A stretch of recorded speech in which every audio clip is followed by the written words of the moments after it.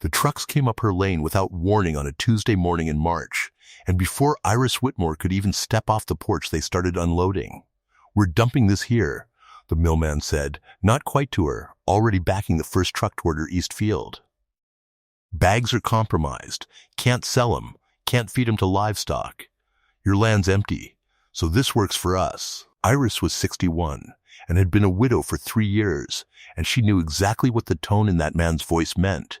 It meant she was alone, and therefore a solution to someone else's problem. She watched them unload 40 tons of grain sacks, rotting, leaking, black with mold in some places.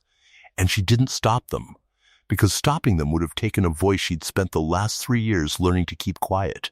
When they were gone, she stood among the sacks and did the thing her dead husband would have done, which was not rage or call a lawyer, but look close at what was actually in front of her. Because what those millmen didn't know, what nobody on that road knew, was that Iris Whitmore had spent 31 years married to a man named Samuel, who had been, in the last years of his life, obsessed with mushrooms, not as food, though they ate them, as medicine, as substrate, as the way a man could understand the invisible work of the world.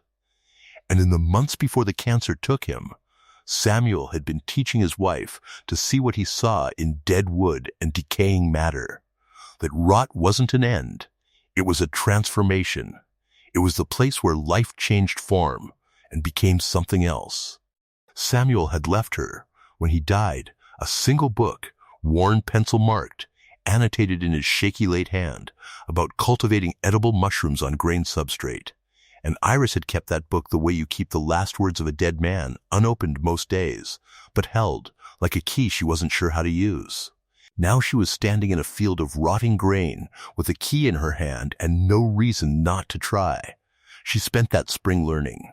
The book became her teacher, Samuel's notes became her guide, and the rotting grain became her classroom.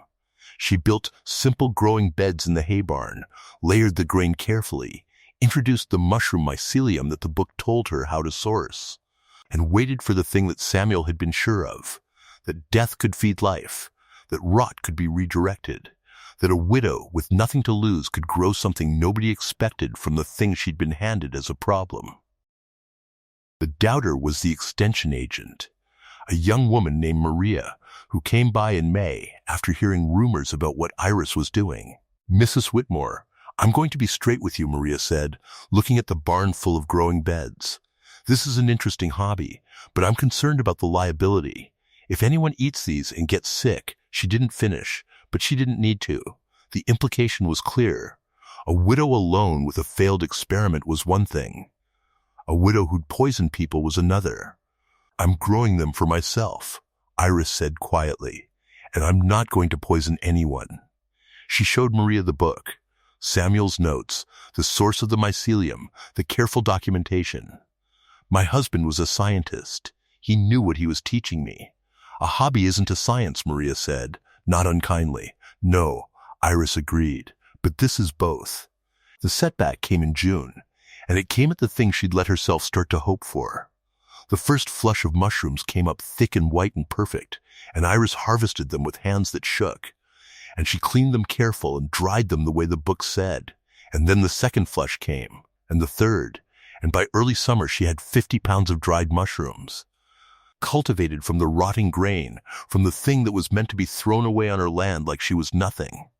And then the barn got too warm. A heat wave came through, and Iris didn't have air conditioning in the old hay barn, and the mycelium, which lives on a temperature window, began to struggle. She watched it die, her careful work going to nothing in the heat. And she sat alone in the barn one evening with 50 pounds of perfect mushrooms already dried, and the next flushes failing, and she understood, for the first time, what stopping looked like. She almost quit that night. She was a widow with no sons to help, no money to rebuild, and she'd spent months working on something that would never scale past her own kitchen at this rate. Samuel was gone. The work was too hard. The barn was too hot. The mill had dumped garbage on her and she'd made art out of it. And the art was dying in the heat. And what was the point of making something beautiful if the world wouldn't stay warm enough to let it live? Samuel's book lay on the shelf that night, and she held it like a thing alive, and his words came back to her from the margins. Notes he'd made in the months when he was dying and still trying to teach her something that would outlast him. The mycelium teaches patience. It works in darkness. It transforms what looks dead into food. It is the work of faith. And Iris understood, sitting there, that her husband had not been teaching her about mushrooms. He had been teaching her about grief. And the answer to grief was not to stop working. It was to work in the dark, to tend what had no audience, to transform what looked dead into something that fed people, and to keep doing it even when the world was too hot or too cold or didn't care. She built a cooling system.